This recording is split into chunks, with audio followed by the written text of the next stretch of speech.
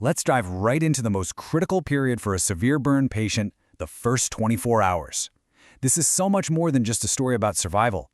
It's a minute-by-minute, high-stakes journey of incredible medical intervention that literally sets the stage for a patient's entire future. You know, this quote really gets to the heart of a huge shift in medicine. Not that long ago, the main question for a severe burn was pretty simple. Will they survive? But now, thanks to some massive medical advancements, that is completely flipped. Survival is now the baseline. It's the expectation, not the miracle.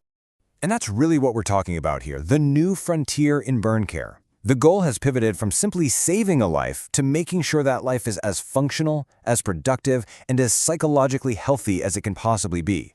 It's all about helping survivors truly thrive. So, where does this incredible journey begin? Well, it all starts in those first critical moments.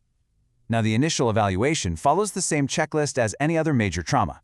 But, as you'll see, it comes with some very unique and dangerous challenges that are specific only to burns. The medical team immediately launches into 4 crucial assessments. It's a strict protocol, and it's designed to find and fix the most life-threatening issues right away. First, secure the airway. Then, check for any other trauma. After that, get a quick handle on the burn scale. And finally, look for those invisible killers, like carbon monoxide poisoning. Let's just focus on that first step for a second, because wow, is it time-sensitive. You see, direct heat or smoke inhalation can cause a patient's airway to swell up with terrifying speed. We're talking minutes.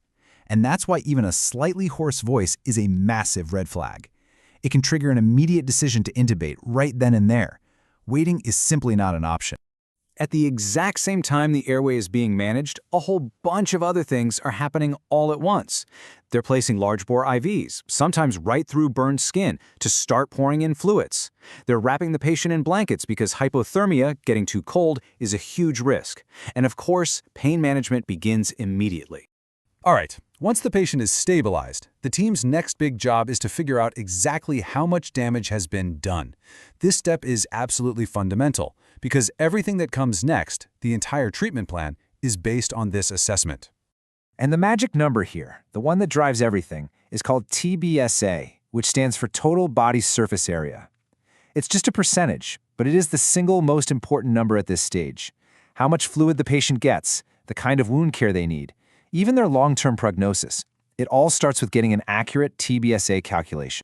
So, how do they figure that out so fast in an emergency? Well, medics often use this really clever shortcut called the rule of nines. It's a fast and pretty effective way to divide an adult's body into sections of 9% to get a quick estimate. It's a fantastic tool for adults, but for kids, they have to use different charts because their body proportions are so different. But it's not just about the size of the burn, the depth is just as important. Here you can see the classic classifications. But what's really counterintuitive, the thing that might surprise you, is that third-degree burn. It's the most severe, it looks leathery and white, but it's often painless.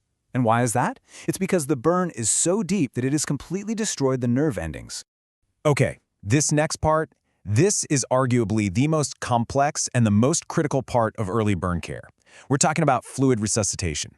And this isn't just about pumping in IV fluids. It's an incredibly high-stakes balancing act. Which begs the obvious question, right? Why? Why does the body suddenly need such an enormous, almost unbelievable volume of IV fluids after a major burn? The answer is a wild phenomena called capillary leak. A severe burn sends the body's inflammatory response into overdrive, and this makes all the tiny blood vessels, the capillaries, suddenly become leaky. Think of it like a garden hose that's just full of tiny holes. Plasma just pours out of the bloodstream and into the body's tissues. This makes blood pressure crash. So those IV fluids are there to constantly refill the hose and keep blood flowing to the vital organs. And this is why it's such a delicate balancing act, a real tightrope walk. If you give too little fluid, the patient's organs start to fail from the lack of blood flow. But give too much fluid, and that can be just as deadly. It can cause massive swelling, fluid in the lungs, and dangerous pressure buildup in the belly and the limbs. Now, doctors aren't just guessing here. They use formulas, like the famous Parkland formula, to calculate a starting point for how much fluid to give. But, and this is a huge but, that's just a guide. It's just the start. Every single patient is different. From that moment on, it becomes a constant process of tiny adjustments, watching the patient's urine output and blood pressure like a hawk to make sure they're walking that tightrope perfectly. So, after navigating that initial storm of activity, the focus starts to shift. The doctors begin to look at the bigger picture. They start predicting outcomes and planning for what is going to be a very long and challenging road to recovery. And one of the tools they use is, well, it's pretty blunt. It's called the Revised View Score. It's a stark but really effective way to get a quick estimate of a patient's prognosis. It's simple. You take the patient's age, add the percent of their body that's burned, and then you add another 17 points if their airway was injured. The number you get gives a pretty clear picture of their overall risk. So that back score, that gives us a number for the odds of survival. But what about the quality of that survival? What number tells that story? Well, consider this one. 28%. Think about that. According to one major analysis, that's roughly the percentage of burn survivors who are never able to return to work. It's a really sobering statistic, and it takes us right back to where we started. It shows so powerfully that surviving the injury is one thing, but reclaiming a life, with a job, with independence, that is the true measure of success in modern burn care. And that leaves us with this final thought.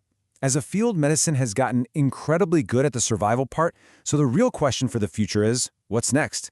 What are the new breakthroughs in skin grafting, in psychological support, in rehab that are going to close that 28% gap and empower every single survivor to not just live, but to truly thrive?